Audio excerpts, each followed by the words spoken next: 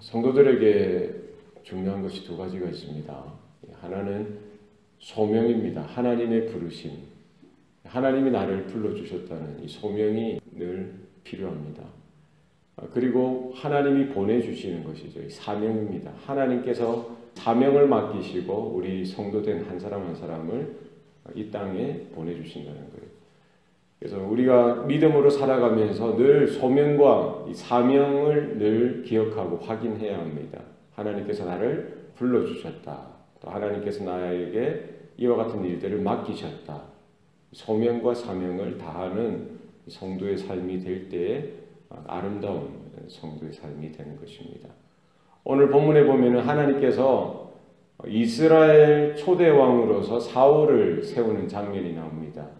누가 하시는 겁니까? 하나님께서 부르시고 하나님께서 세우시는 겁니다.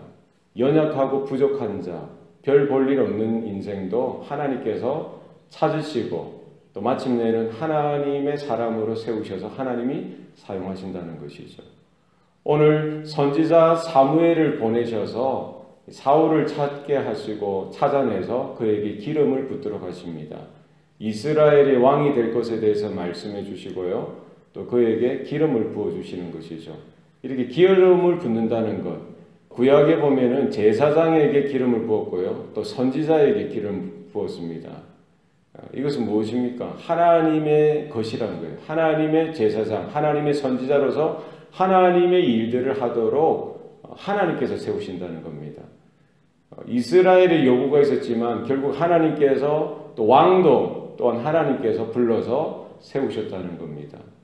그래서 제사장직이나 선지자직 뿐만 아니라 왕직도 누가 만드신 겁니까? 하나님께서 만드시고 하나님께서 그들을 하나하나 선택하시고 부르셔서 세우셔서 하나님의 일을 대신하도록 맡겨주셨다는 사실입니다. 오늘날에도 마찬가지입니다. 성령의 기름 부으심은 뭡니까? 이 교회 가운데 교회의 주인은 하나님이시라는 거예요. 누구든지 하나님의 성령의 기름 부으심을 받고요. 또 하나님의 주인 되심, 하나님의 주권을 따라 순종하며 살아드리는 일들이 우리 가운데도 필요합니다. 사울, 무명의 사람을 하나님께서 찾아내시고요.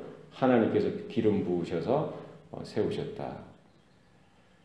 사울이 갑자기 이런 일들이 발생하니까 당황했겠죠. 사무엘은 그에게 세 가지 징조에 대해서 이야기합니다. 이렇게 그 사울에게 하나님께서 예언하셨던 일들을 말씀해 주셨고요. 또 기름을 부으셨던 일들이 그냥 우연히 되어진 것이 아니라 하나님의 주권 가운데 하나님께서 행하신 일이라고 말해주는 것이죠. 그리고 세 가지 징조에 대해서 이야기해 줍니다. 내려가다가 이제 베냐민 경계 지역에 있는 라헬의 묘지에 두 사람을 만나게 될 텐데 그 두 사람이 그 사울이 찾고 있던 그 아버지가 잃어버렸던 암나기를 찾게 될 것이라고 이제 그들을 통해서 찾게 될 것이라고 이야기해 주는 것이죠. 그리고 또 이제 지나가다가 다볼 상수리 나무의 아래 베델로 올라가는 세 명의 순례자를 만나게 될 텐데 그 순례자들을 만나서 그들에게 떡 두 덩이를 이렇게 얻게 될 것이다 라고 이야기해 줍니다. 그리고 이제 블레셋 영문의 그 하나님의 산에서 그 이렇게 산당에서 내려오는 여러 명의 선지자들, 그들이 내려오면서 예언을 하게 되는 그 선지자들을 만나게 되는데 사울도 그들 틈에 속해서 사울 자신도 마음이 새롭게 되어져서 하나님의 신을 받아서 예언을 하게 될 것이다 라고 이야기하는 것입니다. 이 세 가지 징조가 이렇게 사울이 돌아가면서 똑같이 이루어지는 겁니다. 이것이 무엇입니까? 이 모든 되어지는 것들이 하나님께서 작정하신 대로, 하나님께서 계획하신 대로, 하나님께서 명령하신 대로 이루어진다는 겁니다. 하나님께서 우리에게 여러 약속들을 주시고요. 또 여러 말씀들을 주십니다. 가장 큰 하나님의 계시, 하나님의 징조가 뭡니까? 하나님이신 그분, 하나님의 아들 되신 그분이 사람의 몸을 입고 이 땅에 태어나신 것입니다. 이것이 최고의 계시요, 최고의 징조이지요. 우리가 하나님 앞에 나아갈 수 있는 그 구원에 대한 확증이 되어지는 것입니다. 우리가 하나님의 말씀을 믿음으로 받아들일 때 그 말씀이 우리의 삶 가운데 어떻게 성취되어지고 어떻게 이루어지는지를 보고 하나님께서 살아계시고 하나님께서 우리의 삶 가운데 어떻게 개입하시고 간섭하시고 우리의 구원들을 이루어 가시는지 우리는 확인할 수가 있더라는 것입니다. 그리고 이것으로 끝나는 것이 아니라 이제 사무엘이 이스라엘 모든 지파, 모든 백성들을 미스바로 모이도록 하죠. 거기에서 각 지파당 1000명씩 뽑아서 내도록 합니다. 그리고 거기에서 이제 제비를 뽑는 거예요. 그리고 제비를 뽑으니까 베냐민 지파가 선택이 되고요. 또 베냐민 지파 중에서 또 이 사울의 그 가문이 선택되어지고 사울의 아버지의 이름이 거론되어지고 이제 사울의 이름이 이렇게 뽑혔던 것을 볼 수가 있습니다. 처음에는 말씀으로 해주시고 그리고 기름을 부어주시고 그 다음에는 징조로, 그것도 3가지의 징조로 이렇게 사울이 하나님께 선택되어졌다는 사실에 대해서 알려주시면서 결국 마지막에는 미스바는 그때 당시 종교와 정치와 모든 문화의 중심지였던 것이죠. 그 중심지에 모든 이스라엘 지파들을 모으게 하시고 거기에서 이제 공식적으로 확증하는 일들이 일어났던 것입니다. 이렇게 제비를 뽑는 것도요. 결국 하나님의 섭리 가운데 이것이 확증되어졌다는 사실을 나타내 보여주고 있는 것이죠.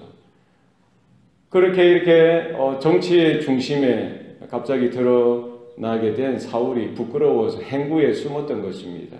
처음에는 이렇게 수줍음도 많고 또 이렇게 약한 모습도 있는 그런 인생인 사울을 하나님께서 들어서 높이 세우셔서 그 하나님의 놀라운 일들을 맡겨주셨던 것입니다.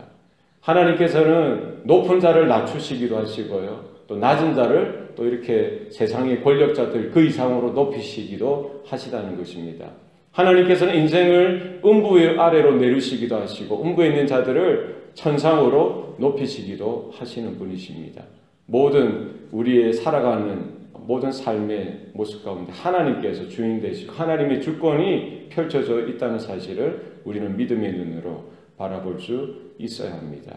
연약하고 별 쓸모없고 그렇게 이름 나지도 않았고요. 두각을 드러내지 않은 그런 사울조차도 하나님께서 하나님의 영원하신 작전 가운데 하나님의 주권하심 가운데 그를 선택하시고 불러주시고 또 이렇게 높이 들어 사용하셨던 것을 바라보면서 우리도 마찬가지고요. 또 예수님께서도 누구를 불러주셨습니까? 별 볼품없는 인생들, 그 제자들 하나하나를 보면은 이름 하나 제대로 내밀 수 없는 그런 존재들 아니겠습니까? 무하게 여러 가지 것들도 가지지 못했고 세상의 것들도 취하지 못했던 그런 인생이지만 주님께서 명령하시고 주님께서 선택하시고 주님께서 불러주셔서 주님의 제자로 또 장차 사도로서 초대교회에 초석이 되어지게 하셨던 것을 볼 수가 있습니다. 이 모든 것이 자기가 잘나서 되어진 것이 아니라 자기가 능력이 있어서 되어진 것이 아니라 모든 것이 처음부터 마지막까지 하나님께서 주인 되시고 하나님께서 불러주셨다는 사실을 분명히 깨닫는 것이 중요합니다. 결국 사울도 정말 하나님께서 불러주셨다는 사실, 이 처음 가졌던 이 마음을 끝까지 유지할 수만 있었으면 참 아름다운 인생으로 마무리할 수 있었을 텐데 우리는 이 성경을 통해서 사울의 이야기를 알고 있지 않습니까? 처음에는 겸손했던 사람, 처음에는 이렇게 부족하고 연약했던 그 모습 가운데 몸둘 바 몰랐던 그 인생, 그러나 나중에 결국 그가 더 높은 자리, 이 왕의 자리에 실제적으로 앉게 되어지고요. 또 그 권력에 취하다 보니까 결국 하나님께서 기뻐하시는 그 길을 계속해서 가면 좋은데요. 그렇지 못했던 것을 볼 수가 있습니다. 무엇이 중요합니까? 하나님께서 나를 불러주시고 세워주셨다는 사실을 처음부터 마지막까지 우리는 기억하고 그 하나님의 부르심, 그 소명, 하나님께서 맡겨주신 그 사명을 늘 언제나 깨닫고 겸손하게 두렵고 떨림으로 우리의 인생을 끝까지 주님께 올려드리는 저와 여러분의 삶이 되시기를 축원합니다. 기도하시겠습니다. 살아계신 아버지 하나님, 오늘도 우리에게 생명 주시고 또 구원의 은혜를 베풀어 주시니 감사합니다. 우리가 무엇이 간데 주님께서 찾아오시고 또 우리의 이름을 불러주시며 주님의 자녀로 주님의 백성으로 권속으로 삼으셨습니까? 하나님 부족합니다. 연약합니다.